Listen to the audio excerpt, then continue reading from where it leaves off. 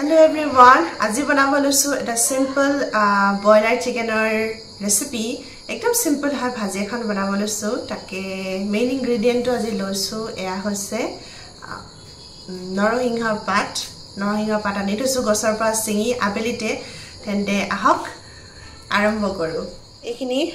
মাংস আধা কিলো ধুই ললো মই তাৰ পিছতে ইয়াতে বাকি সকলোখিনি বস্তু ৰেডি কৰি থোৱা আছে মাত্ৰ মই মেৰিনেশন কৰি লওঁ প্ৰথমতে দিছো এয়া একেবাৰে ফ্ৰেশ কৈ খুন্দি ৰখা আদা আৰু ৰসুন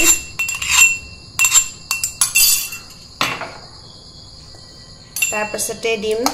পিয়াজ এয়া মিডিয়াম সাইজৰ তিনটা পিয়াজ আছে ইয়াতে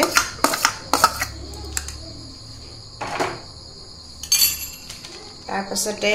দিম অলপমান মিট মছলা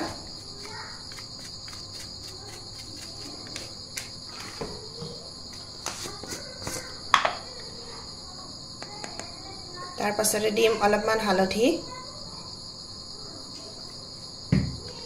আৰু তাৰ পাছতে দিম মিঠাতেল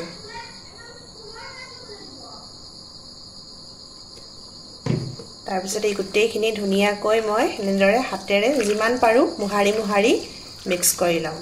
এয়া সব ধুনিয়াকৈ মেৰিনেশন কৰি দিলো এতিয়া এখন ঢাকন মাৰাই বন্ধ কৰি থৈ দিম আৰু এফালে যিমান দেৰি মানে মাংসখিনি মেৰিনেট হৈ থাকে মই এখন লোহাৰ কেৰাহী পাতি ললো তাতে মিঠাতেল অলপমান গৰম কৰি আলু এখিনি ভাজি লৈছো ইয়াতে দিছো মই অকল অলপমান হালধি আৰু নিমখ লোহাৰ কেৰাহী যে হসাকৈ ভাতবোৰ বনোৱাৰ মানে মজাই বেলেগ মই প্ৰায় আগতে লোহাৰ কেৰাহীতে বনাইছিলো যেতিয়া মই মানে দিল্লীত আছিলো তাতো আছিল মোৰ সৰু সাইজৰ ডাঙৰ সাইজৰ দুটা সাইজৰ আছিল কিন্তু এতিয়া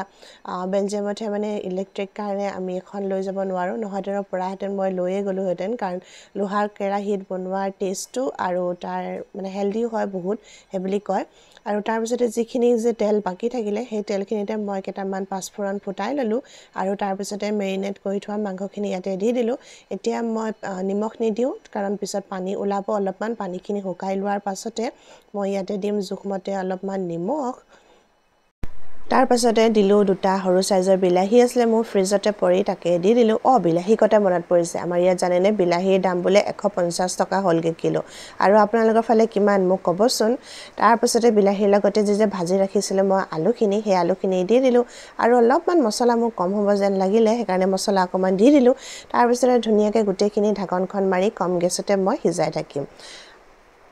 আমাৰ মাংসখিনি প্ৰায় আধা হিজা হৈ গৈছে নৰসিংহখিনি ধুই ৰাখি থৈ দিলো এইখিনি এতিয়া মই মাংসখিনি দি এয়া মই গুটেইখিনি দি দিলো যিমানখিনি আছিল আৰু আছে বাৰু কিন্তু মই ভাবিছো নিদিও নেকি বেছি হৈ যাব যেন লাগিছে তাকে এইখিনি এতিয়া ধুনিয়াকৈ মিক্স কৰি দিম আৰু কম গেছতে অলপ সময় কাৰণে সিজাম আৰু আমাৰ হে মাংসখিনি ৰেডি হৈ গ'ল ইমান যে ধুনিয়া নৰসিংহৰ গোন্ধ আহিছে নহয় খাই কিন্তু কেনেকুৱা লাগে হেতু আপোনালোকৰ পাছত কম আৰু এয়া আমাৰ বয়লাৰ মাংসৰ লগত নৰসিংহ পাতৰ ৰেচিপি ৰেডি হৈ গ'ল আপোনালোকৰ কেনেকুৱা লাগিলে কবলৈ নাপাহৰিব ট্ৰাই কৰি চাব এবাৰ বিৰাট বেছি ভাল লাগে নৰসিংহৰ গোন্ধটো একদম মজা আৰু তেন্তে আজিলৈ আহিছো নতুন এটা ভিডিঅ'ৰ সৈতে আকৌ লগ পাম বাই